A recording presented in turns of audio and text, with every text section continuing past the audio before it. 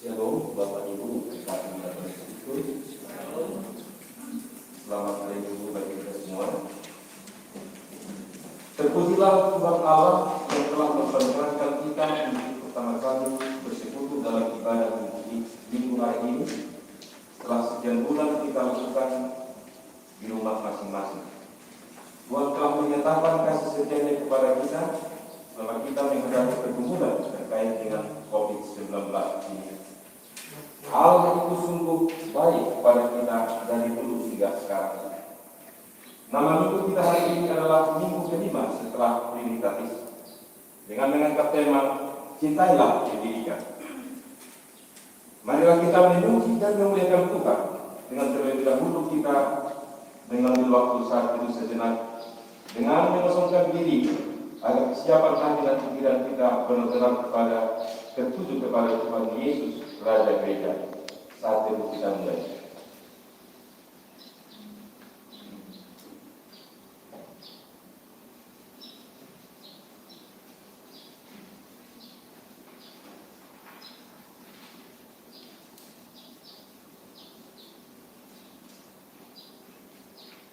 Amin. Kehadiran Allah dalam hidup kita menandakan bahwa Dialah yang mempunyai jiwa raga kita. Maka kita harus tunduk menghadap Dia. Untuk mengawali ibadah ini, mari kita angkat pujian kita kepada Tuhan, Tuhan Allah hari ini.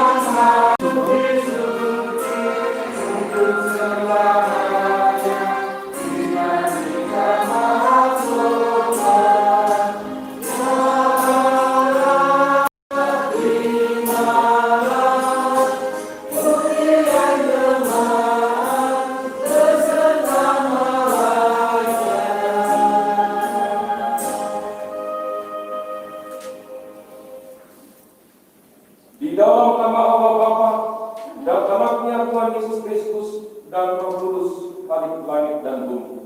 Amin. Dengan Allah akan kita lakukan perbuatan-perbuatan gagah perkasa. Bangunlah hai jiwaku, bangunlah hai gambus dan kecapi. Aku mau membangunkan wajahku. Aku mau bersyukur kepadamu di antara bangsa-bangsa, ya Tuhan. Aku bermasmur bagimu di antara suku-suku bangsa. Haleluya. Haleluya.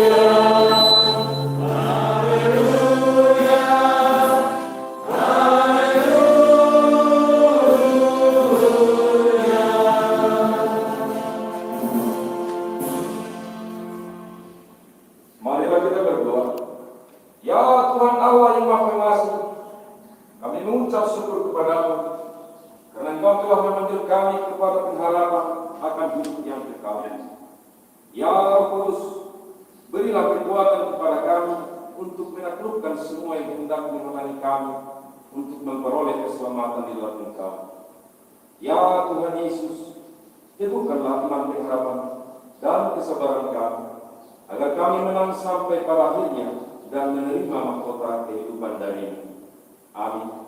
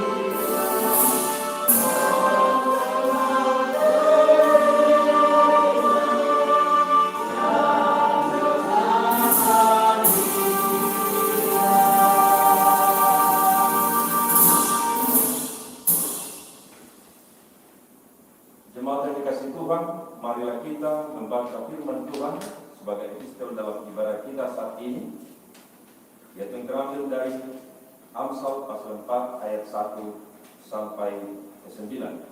Kita membacanya secara responsorial. Demikian firman Tuhan.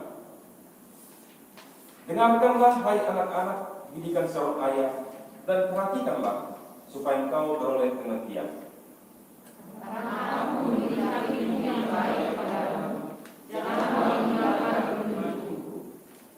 Karena ketika aku masih tinggal di rumah ayahku sebagai anak, lemah dan sebagai anak tunggal bagi ibuku. Aku diajari ayahku, katanya kepadaku, biarlah ibu mendengar perkataanku, berpeganglah pada petunjuk-petunjukku, maka engkau akan hidup. Perolehlah hikmat, perolehlah pengertian, jangan lupa dan jangan menyimpang dari perkataan mulutku. Janganlah meninggalkan hikmat itu, maka engkau akan hidup. Saksilah dia, maka engkau akan hidup. Permulaan hikmat ialah perolehlah hikmat, dan dengan segala yang kau perolehlah pengertian. Jujurlah dia, maka engkau akan meninggalkannya. Engkau akan menjadikan terhormat, maka engkau akan memenuhinya. Ia akan mengenakan karangan bunga yang indah di kepalamu, mahkota yang indah akan dikaruniakannya kepadamu. Demikian firman Tuhan. Yang berbahagia ialah mereka yang mendengarkan firman Allah dan yang memeliharanya.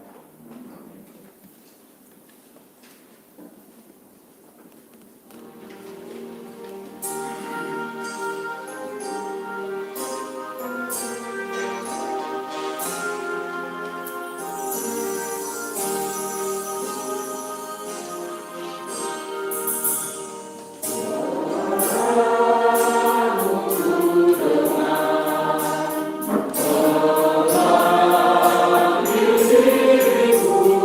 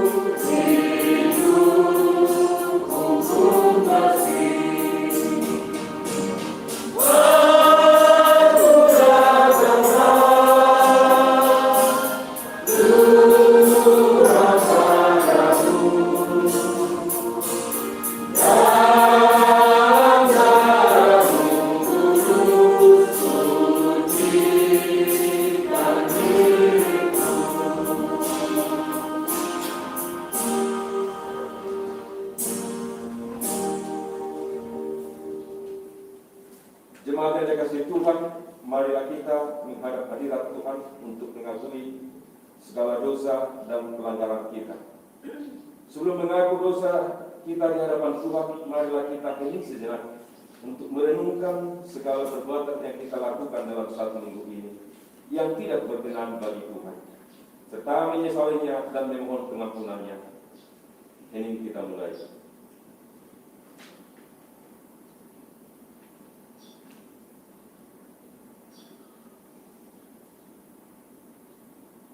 Amin. Mari kita berdoa. Bapa kami yang di surga yang Maha Kuasa, kami datang menyembah di hadapan-Mu, menyeru memanggil nama-Mu, karena kami susah dan gelisah oleh karena dosa kami. Dengarlah suara kami dan kasihanilah kami. Ya Yesus Kristus, Anak Allah, Engkau telah datang ke dunia menjadi manusia, mati dan bangkit kembali, serta naik ke surga untuk membela dan menyelamatkan kami. Untuk bersyukur kepadamu, ya Kudus, orang yang kita luka dan marah, kasihilah kami, sembuhkanlah segala penyakit dan berikan kami kebenaran dosa. Tinggallah beserta dengan kami, agar kami senantiasa merasa bahagia melakukan kehendak-Mu. Dengarlah doa kami ya Bapa, Anak dan Roh Kudus. Amin. Inilah janji Tuhan tentang pengampunan dosa kita. Marilah, baiklah kita berperkara firman Tuhan. Sekalipun dosamu merah seperti kemeja, akan menjadi putih seperti salju. Walaupun berwarna merah seperti kain kesumba, akan menjadi putih seperti bulu domba. Segala kemuliaan bagi Allah di tempat yang maha tinggi. Amin.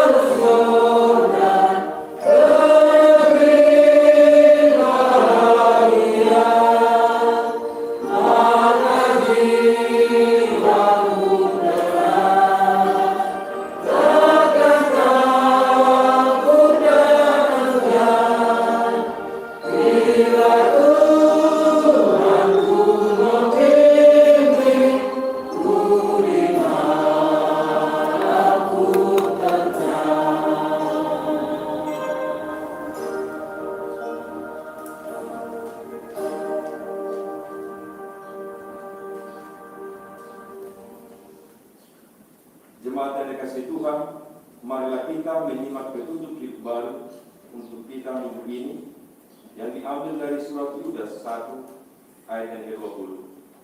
Demikian firman Tuhan. Akan tetapi kamu, saudara-saudaraku yang kekasih, bangunlah dirimu sendiri di atas dasar imanmu yang paling suci dan berdoalah dalam Roh Kudus. Demikian petunjuk hidup baru untuk kita. Marilah kita sama-sama memohon kekuatan daripada Tuhan. Ya Bapa kami, berilah kami kekuatan untuk melakukan yang sesuai dengan firman-Mu. Amin.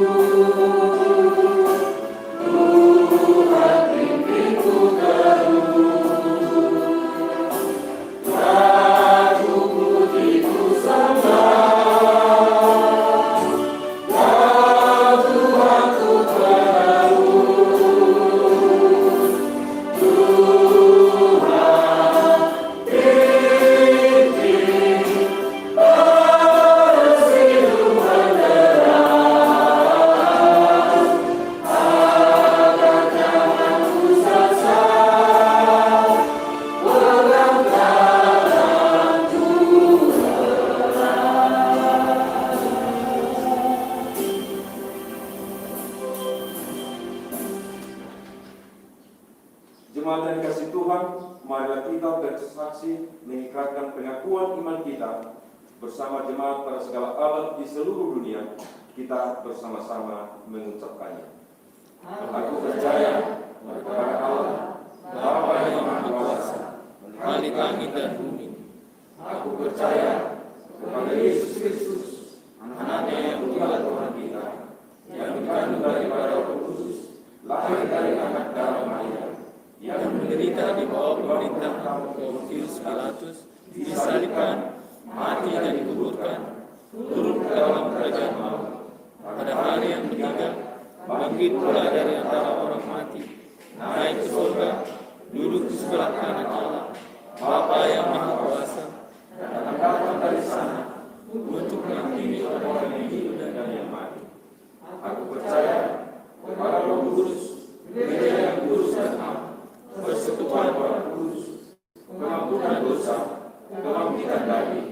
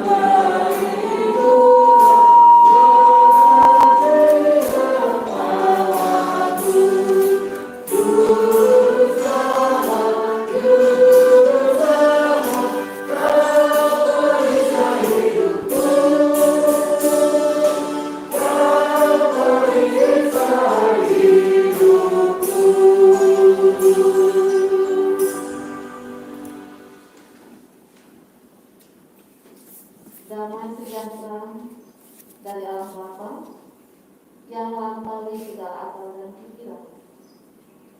Itulah yang menyertai hati dan pikiranmu di dalam Kristus Yesus Tuhan kita. Amin. Jemaat Tuhan yang hadir pada saat ini di ruang ibadah kita di gereja, maupun yang hadir dalam peribadahan ini melalui ibadah daring atau online, marilah kita memasuki pendengaran kita akan kebenaran firman Tuhan melalui Lukas 6 ayat 39 sampai ayat yang ke-42. Lukas 6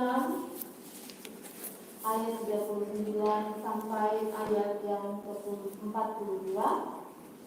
Kita membacakannya secara responsorial.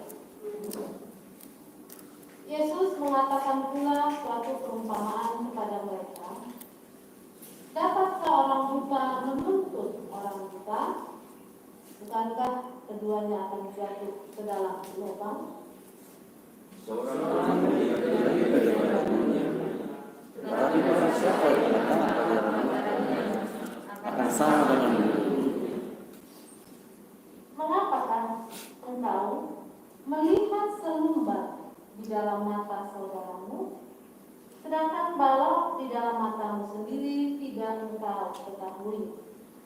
Bagaimanakah engkau dapat berkata kepada saudara, saudara, biarkah aku mengeluarkan selumbar yang ada di dalam matamu, padahal balok yang dalam matamu tidak engkau lihat? Hai orang munafik, keluarkanlah dahulu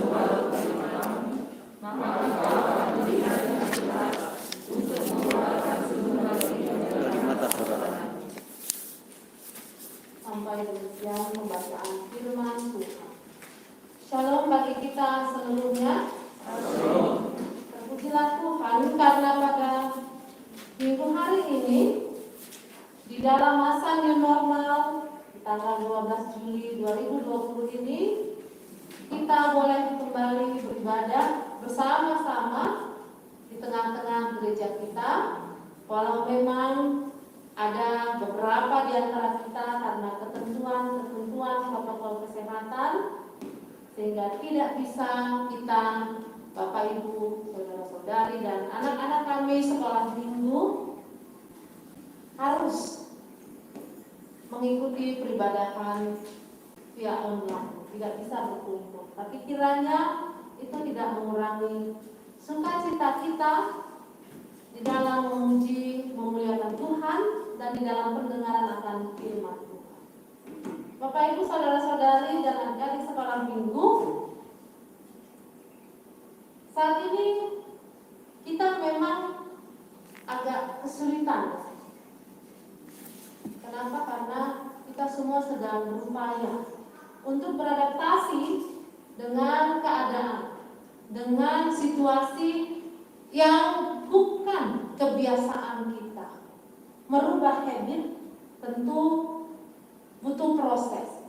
Apalagi kita orang Indonesia, kultur timur, orang Batak, kita kan suka bercengkrama, beramah-tamah, begitu ya.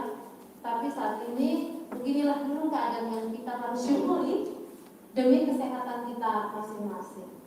Dan saya berharap meskipun saat ini saya berkorban dengan ditutup masker, Bapak Ibu saudara-saudari sekolah minggu tidak lupa dengan wajah pendeta.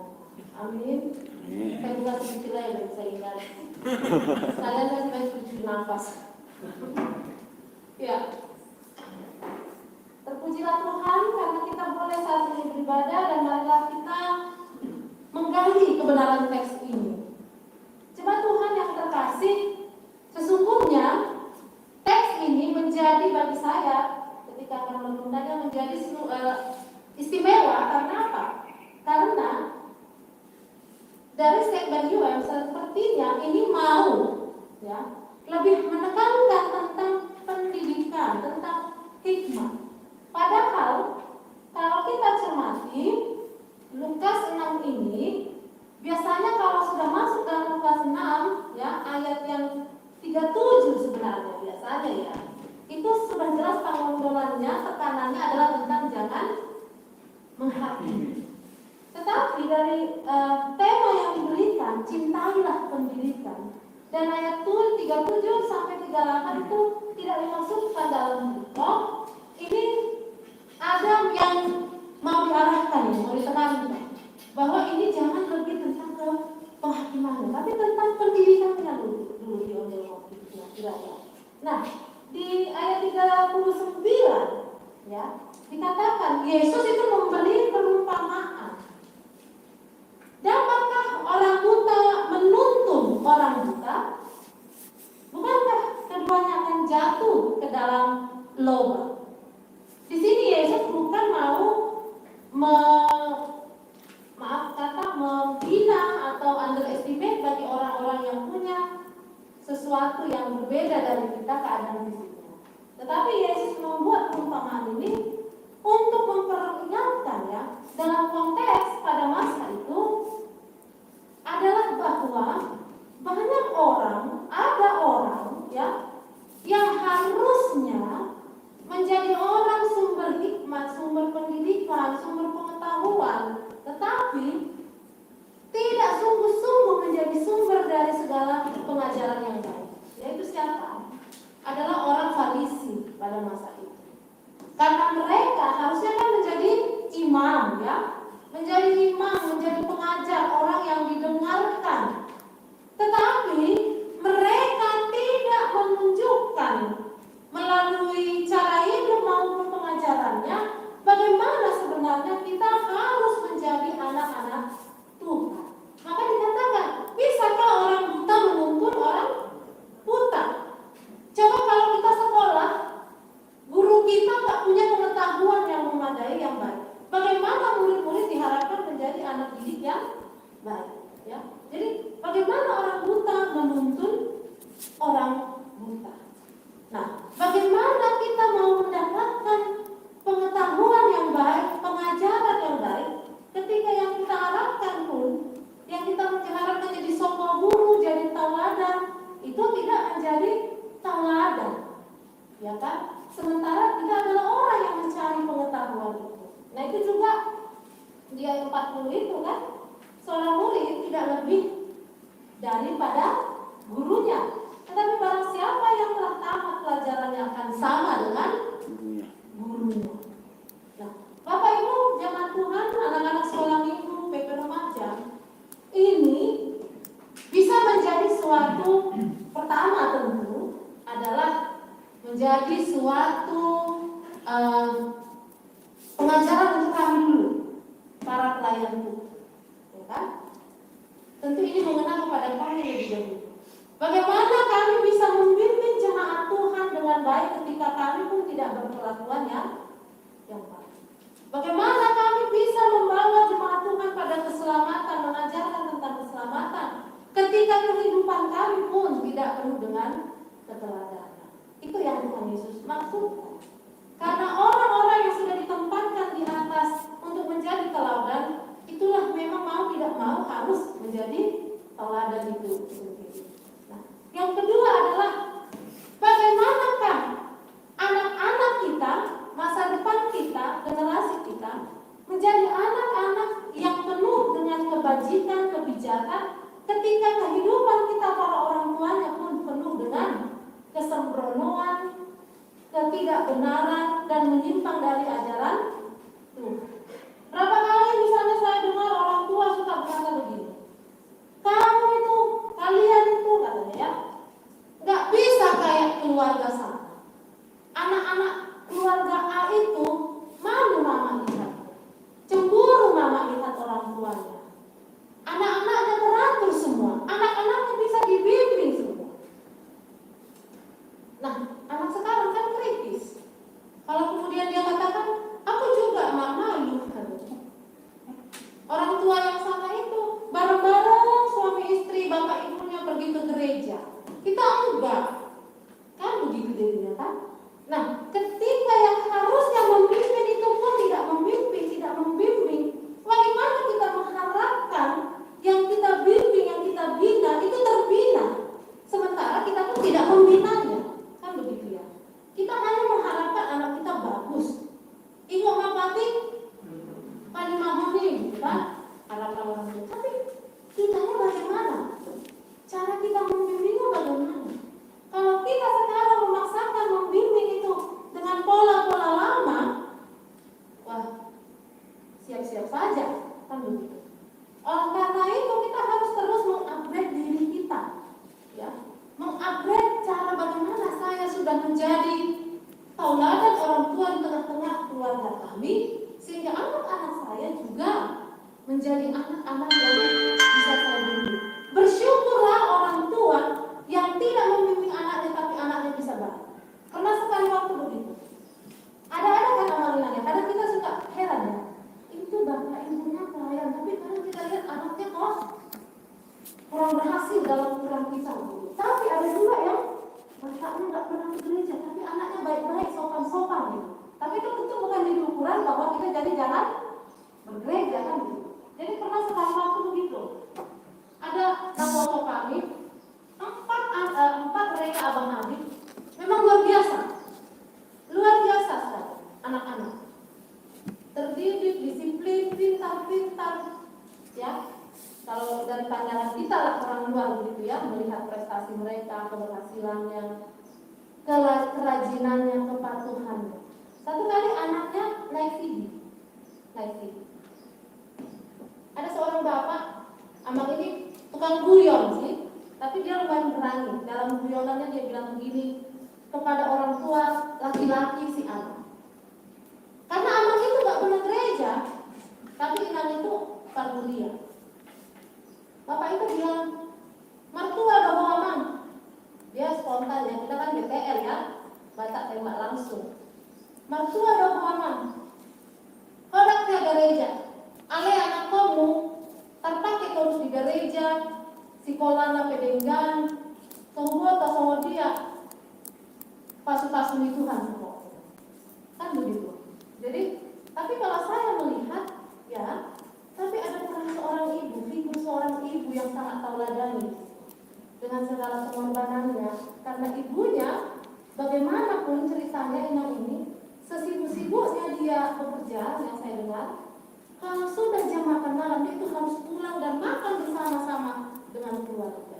Walau suaminya sama sekali tidak bisa menjadi tauladan, tapi ada tiang doa di tengah-tengah rumah tangga mereka sehingga mereka menjadi selamat. Kan begitu ya. Jadi kita yang harus berkaca dan mempertanyakan bagaimanakah keteladanan kita. Apakah kita menjadi orang buta yang menuntun orang buta? Apakah kita orang tua yang sudah menuntun anak-anak kita? Ya.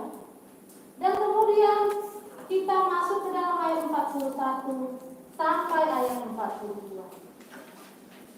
Mengapakah engkau melihat selumbar di dalam mata saudaramu, sedangkan balok di dalam matamu sendiri tidak engkau ketahui? Bagaimanakah engkau dapat berkata kepada saudaramu, saudara, biarlah aku mengeluarkan selumbar yang ada di dalam matamu, padahal balok yang di dalam matamu tidak engkau lihat? Hai orang munafik, keluarkanlah dahulu balok dari matamu, maka engkau akan melihat dengan jelas untuk mengeluarkan selumbar itu dari mata saudaramu. Jemaat Tuhan, tentu kita sudah bisa pahami apa arti dari ayat 41 sampai ayat 42 sesuai dengan di bawah perikop itu. Kalau kita baca dari LAI Alkitab, hal menghakimi. Artinya Tuhan tidak menginginkan, Tuhan Yesus tidak mengajarkan kita untuk menghakimi. Nah, tetapi mungkin kita bertanya begitu ya, apa beda, bagaimana jadinya kalau kita mau meluruskan orang yang dalam kesalahan? Karena kan begitu, orang tidak mau dinasehati. Karena apa? Yang nasihati pun belum tentu lebih baik. Perasaan dia menasehatinya, kan? Kadang begitu, gak terima dia. Ayo ulang-ulang, apa dalam dia kasihan, gitu kan? Nah, kadang anak-anak juga bisa berontak, ya. Atau siapapun bisa menjadi berontak ketika ditegur. Maka bagaimanakah kita membedakan antara menghakimi dengan menasehati? Bagaimanakah kita bisa membedakan menghakimi dengan menegur? Menghakimi itu, ya, kita bisa membedakan. Menghakimi adalah dia bukan untuk memperbaiki kesalahan. Kalaupun diberitahu ada sesuatu yang salah, itu cenderung untuk memberitahu sebenarnya dialah yang benar. Jadi tujuannya itu, ya. Jadi apapun dalam hidup ini yang kita lakukan, kalau tujuannya itu jelek, itu pasti biarpun seolah-olah baik, itu tidak akan membuahkan hasil. Jadi apa tujuan dari yang kita lakukan itu dulu. Jadi banyak orang yang seolah mengatakan mau menegur, padahal sebenarnya mau mempermalukan. Nah, ini perbedaan yang sangat signifikan. Ya, kalau kita mau menasihati itu pasti menegurnya dengan kasih dan punya tujuan untuk merubah, memperbaiki, ya, bukan untuk menyakiti. Bapak Ibu jemaat Tuhan, dan inilah yang terkadang sulit. Karena kita memang lebih suka, cenderungnya kita ketika melihat orang lain salah, kita suka langsung lebih dulu menunjuk tanpa kita mau mengerti. Ya, kita kan suka yang melihat di kulit luarnya saja, tanpa mau melihat apa sih sebenarnya proses di belakangnya ini sehingga seseorang menjadi seperti itu. Karena kita nggak punya waktu, kita malas untuk mencari tahu, kita lebih suka langsung cepat menghakimi. Nah, itu yang terjadi yang dilihat Yesus oleh para kaum Farisi ahli Taurat. Mereka itu lebih suka mengatakan, tahu pekerjaanmu tercela, hina, titik. Tapi tidak ada pendekatan kemanusiaan, hanya sudah ini salah titik, selesai. Mereka nggak pernah gereja, mereka nggak pernah ibadah, mereka begini begitu. Makanya kita kalau pernah dengar itu kan doa orang yang sombong itu, Tuhan, aku tidak seperti saudara yang di sampingku, aku tidak begini, aku tidak begitu. Dia menghakimi, ya kan? Dia tidak menyadari bahwa dia punya kesalahan. Karena apa? Garis-garis yang nampak untuk kehidupan normal dia sudah lakukan. Memang dia tidak mencuri, memang dia beribadah, memang dia ini itu, tapi dia tidak punya kasih. Itulah yang Tuhan hardikan, ya. Bapak Ibu jemaat Tuhan, saya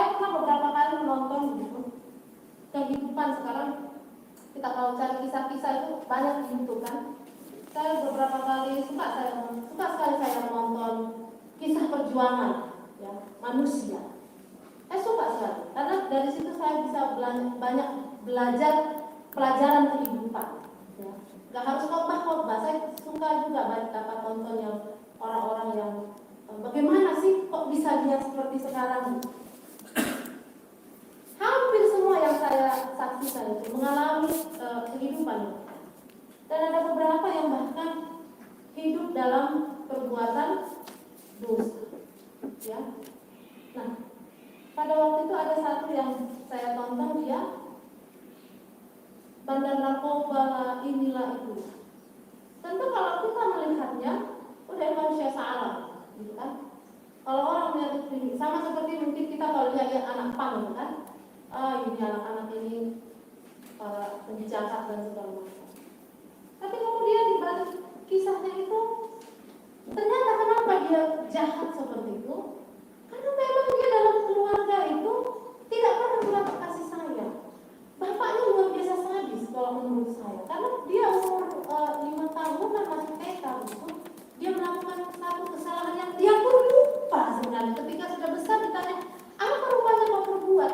Saya lupa. Yang dia ingat cuma apa? Dia diikat bapaknya di pohon atau apa gitu di halaman mereka dan habis dipukuli dengan tali pinggang sampai dia harus masuk ruang IGD, sampai dia harus seperti itulah sekarang.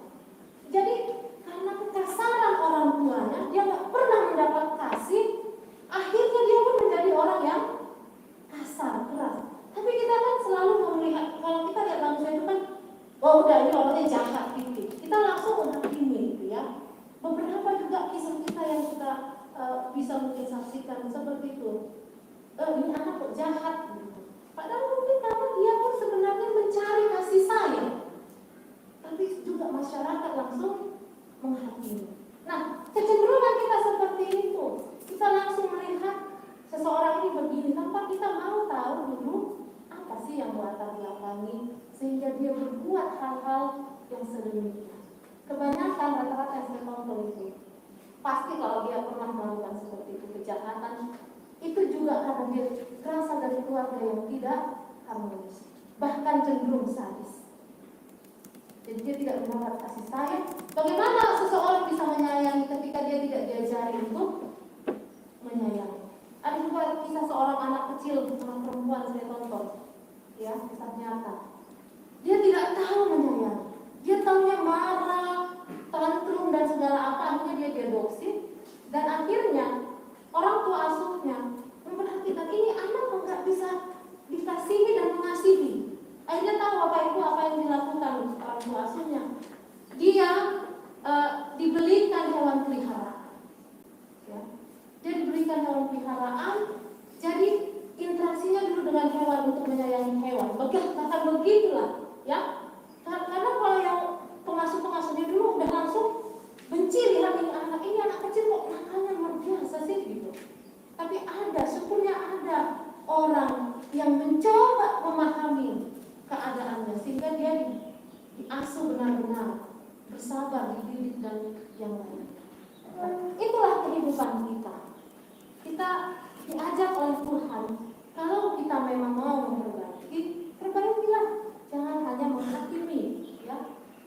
Jadi kadang kan begitu, kita hanya ingin dimaklumi. Kalau kita punya kesalahan, kita tentu ingin dimaklumi. Tapi ketika orang lain yang melakukan kesalahan, nah kita susah untuk memaklumi. Sehingga ada suatu acara begini, ada suami istri datang ke seorang psikolog, ya. Ya biasa kan, yang namanya suami istri saling duduk menuntut, saling merasa paling benar dan yang lainnya. Sampailah mereka ke psikolog ini dan dibilang, yang suami mengadukan istrinya macam-macam, yang istri mengadukan tentang suaminya macam-macam. Jelas dari perspektifnya kan begitu. Psikolog ini hanya bilang, kemudian dia kasih kertas, sudah dengar kertas dan pena. Dia katakan, Bapak sebutkanlah, tuliskan 5 kejelekan istri. Mau cepat kan? Ibu tuliskan kejelekan suami 5. Yang tahu nggak sudah cepat. Selanjutnya, sesudah begitu tuliskan 5 kejelekanmu yang buat istrimu gak suka. Nah, mulai berpikir, karena mulai ego kan? Dia gak mungkin dong mengakui, iya sih sebenarnya saya yang kurang sabar misalnya. Nah, istri juga begitu. Ibu, tuliskan 5 kejelekan suamimu yang menurutmu membuat dia jadi tidak suka dengan keadaan kalian. Sudah mulai ego. Mau mengakui, iya ya saya terlalu banyak menuntut misalnya. Kan sudah mulai lagi dalam menulis. Nah, begitulah kira-kira yang terjadi dalam kehidupan kita. Kita langsung cepat melihat apa yang ada kekurangan dalam diri orang lain, tapi ketika itu diperhadapkan kepada kita, kita susah karena kita maunya hanya dipahami saja. Sulit kita memahami orang lain. Kita maunya hanya kita saja yang dipahami. Nah, oleh karena itu Yesus melarang hal sedemikian. Yesus melarang hal sedemikian dan kita bisa lihat bagaimana Yesus tidak pernah menghakimi. Anak kita kalau baca dalam kitab Injil, Yesus itu tidak pernah menghakimi. Kalaupun ada pendosa, ada orang yang pekerjaannya hina di bawah pandangan masyarakat, pemungut cukai, perempuan-perempuan yang dianggap orang najis, ya, coba kita perhatikan. Yesus tidak serta-merta marah kepada mereka. Yesus dekati, Yesus rangkul, Yesus dengarkan, tapi dalam pengajaran, jangan lakukan lagi ya. Bahkan Yesus datang ke rumah pemungut cukai.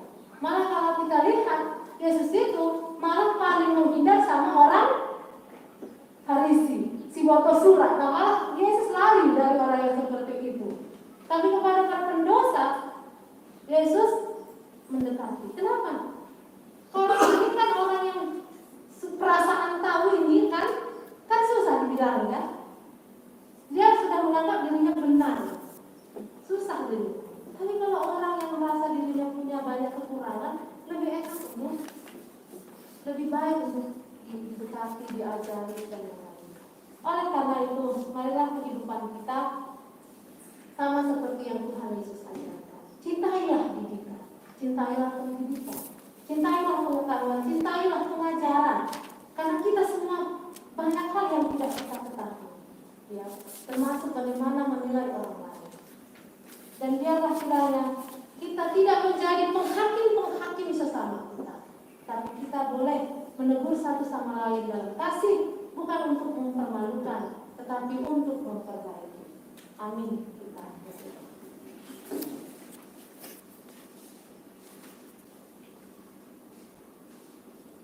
Kami bersyukur atas setiap kebaikan Tuhan dalam hidup kami.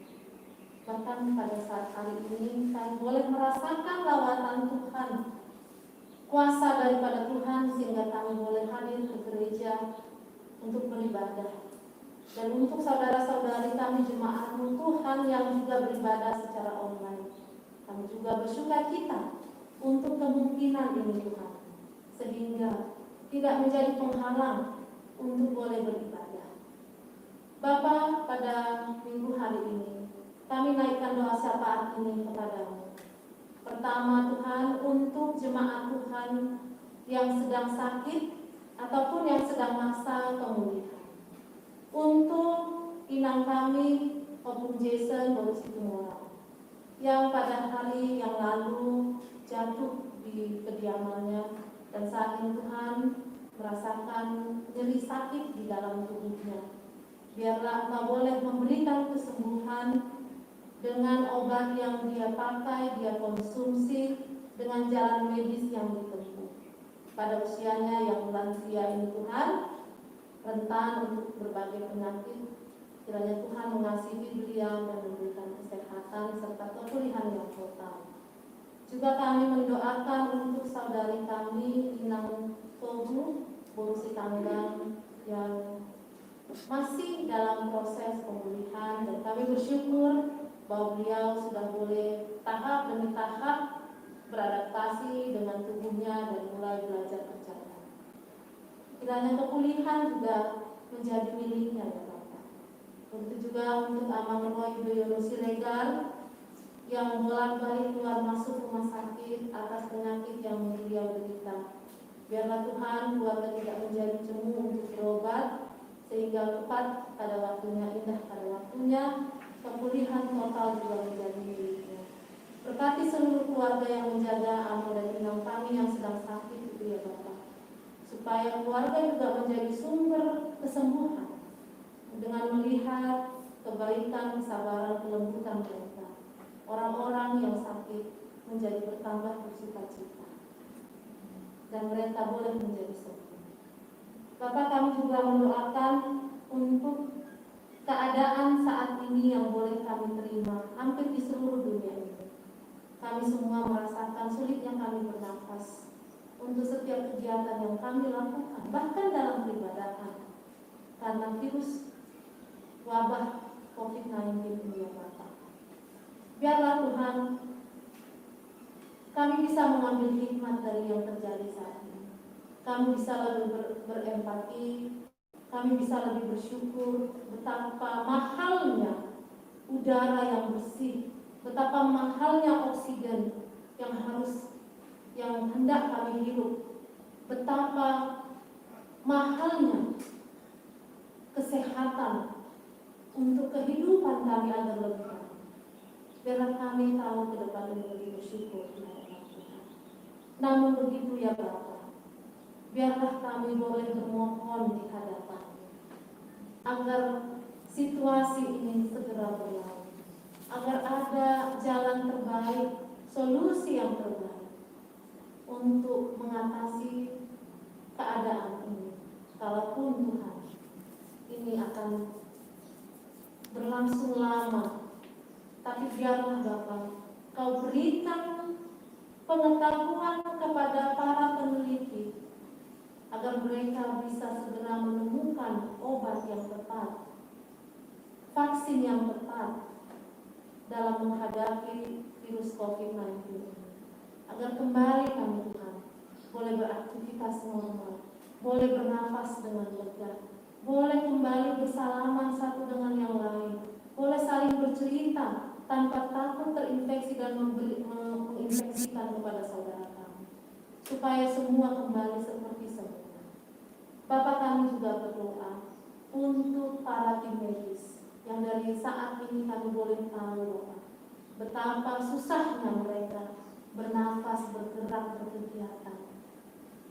Biarlah kiranya Tuhan Engkau berikan mereka kekuatan, kesabaran, kondisi tubuh yang prima, sehingga dalam menjalani tugas-tugas pelayanan mereka di rumah sakit atau dimanapun, bahkan di tengah-tengah gereja ini, karena kami sudah memiliki gugus tugas, Engkau berkatilah mereka ya Bapak, sehingga mereka selalu bisa dalam kondisi yang sehat. Kami doakan tim gugus tugas kami juga kehadapan Tuhan, yang kami boleh lihat bagaimana mereka dengan hati yang terbuka meluangkan waktu mereka beberapa hari ini Tuhan untuk membersihkan gerejamu, untuk mempersiapkan segala hal sesuai dengan protokol kesehatan. Kiranya Tuhan memberkati mereka senantiasa, dan juga para petugas-petugas lainnya yang mempersiapkan ibadah online untuk memfasilitasi jemaatmu yang ada di rumah. Kau juga lah Bapa yang memberkati mereka dalam setiap pelayananmu, dan para seluruh pelayan Tuhan. Kiranya Tuhan juga boleh berkati yang tidak memperhitungkan kesehatannya, waktunya untuk melayani Engkau di tengah-tengah gereja. Tuhan, kami juga berdoa untuk negara kami ini Tuhan. Kiranya negara kami Tuhan yang saat ini menghadapi berbagai krisis ekonomi karena COVID-19, dan juga krisis toleransi yang boleh kami perhatikan saat ini. Kiranya Engkau Tuhan yang boleh semakin memberikan kebijakan kepada setiap orang di tengah-tengah bangsa ini Bapak, untuk boleh semakin mengerti kasih, sehingga kami satu dengan yang lain, tidak cenderung melihat perbedaan, tetapi kami boleh melihat itu semua Tuhan dalam rangkaian kemuliaan keberagaman yang Tuhan sudah boleh berikan bagi penduduk Indonesia ini dengan segala latar belakang kami, sehingga terciptalah damai di tengah-tengah gereja kami, di tengah-tengah negara kami ini ya Bapak. Dan Tuhan, kami juga berdoa untuk pertapakan gereja. Kiranya Tuhan pergumulan terjawab pada waktu-waktu yang lebih dekat lagi, sehingga kami boleh semakin bersuka cita, sehingga kami boleh semakin memuliakan Tuhan. Tuhanlah yang menunjukkan jalan, Tuhanlah yang memberikan hikmat, tiada yang mustahil bagimu ya Bapa. Walau mungkin saat ini kami melihatnya sulit, tetapi itu tidak mustahil, karena kami yakin dan percaya ketika kami mengusahakannya dengan berjalan dengan berdoa, berusaha, maka selalu ada jalan keluar yang Tuhan boleh berikan kepada kami. Terima kasih Bapa, sesungguhnya banyak lagi hal-hal yang kami mau naikkan. Juga kami naikkan untuk setiap kepala keluarga, orang tua yang mengalami kesulitan dalam kehidupan perekonomian di tengah-tengah keluarga masing-masing.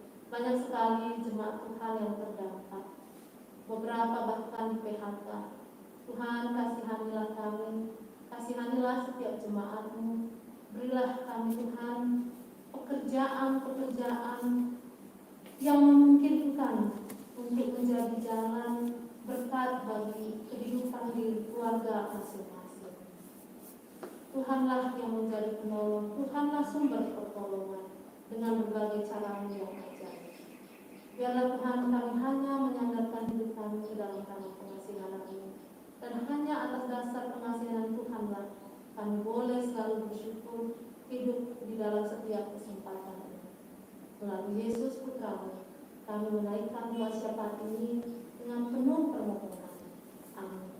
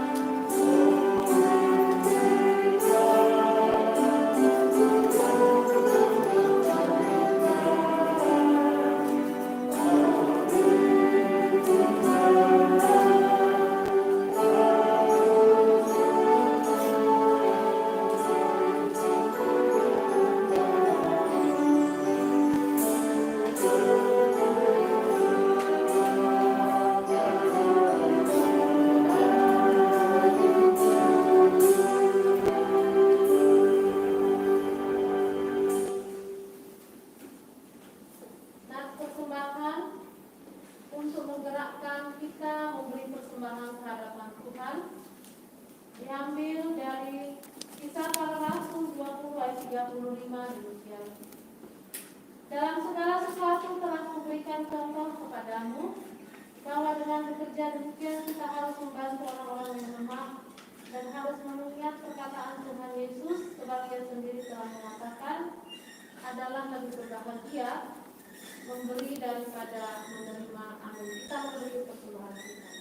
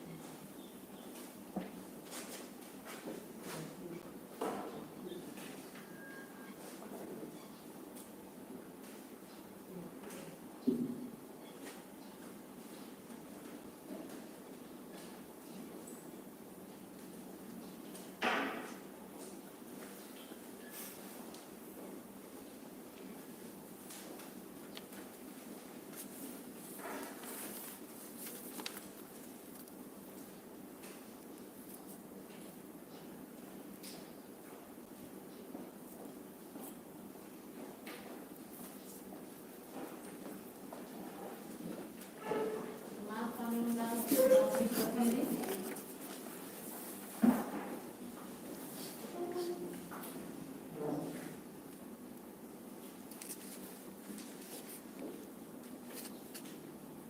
membawakan persembahan kita di hadapan Tuhan. Ya Allah Bapa kami yang di sorga, kami mengaku dengan setulus hati, Engkaulah sumber segala berkat dan karunia. Di sini kami memberikan persembahan syukur kami kepadamu. Terimalah persembahan umatmu dan berkatilah menjadi alat kesaksian, persekutuan dan pelayanan jemaatmu ini. Jadikanlah hidup kami persembahan yang berkenan kepadamu, dan pakailah hidup kami untuk turut menghadirkan tanda-tanda kerajaan-Mu di seluruh dunia ini. Kasih, keadilan, damai, sejahtera, dan sukacita. Bukalah hati kami oleh Roh Kudus-Mu, agar kami senantiasa mengucapkan syukur kepadamu. Di dalam nama Yesus Kristus Tuhan kami. Amin.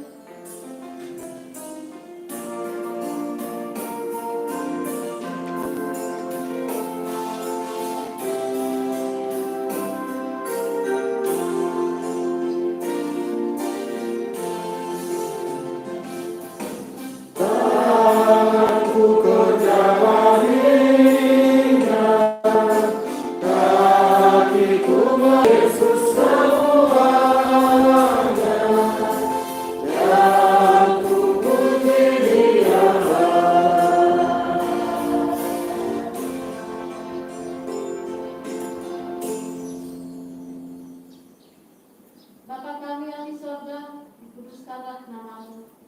Datanglah kerajaan-Mu, jadilah kehendak-Mu di bumi seperti di sorga. Berikanlah kami pada hari ini makanan kami yang secukupnya. Dan ampunilah kami akan kesalahan kami, seperti kami juga mengampuni orang yang bersalah kepada kami.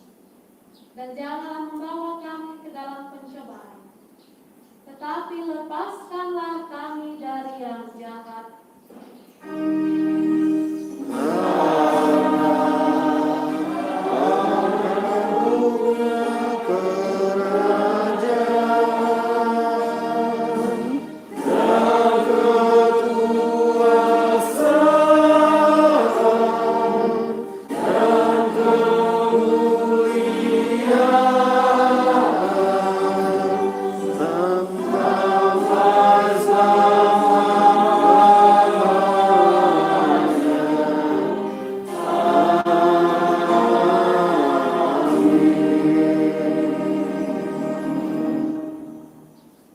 Jemaat Tuhan dimanapun berada, terimalah berkat yang daripada Tuhan. Tuhan memberkati engkau dan melindungi engkau. Tuhan menyinari engkau dengan wajah-Nya dan memberikan engkau kasih karunia. Tuhan menghadapkan wajah-Nya kepadamu dan memberikan engkau damai sejahtera.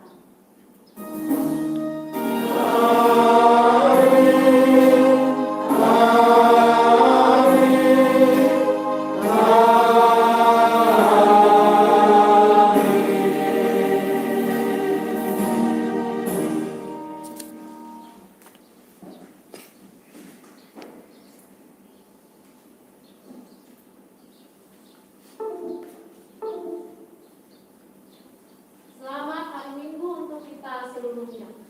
Selamat hari. Nah Tuhan, kita ketika masalah tetap boleh mendatang ke depan, tapi kita hanya seperti ini atau begini.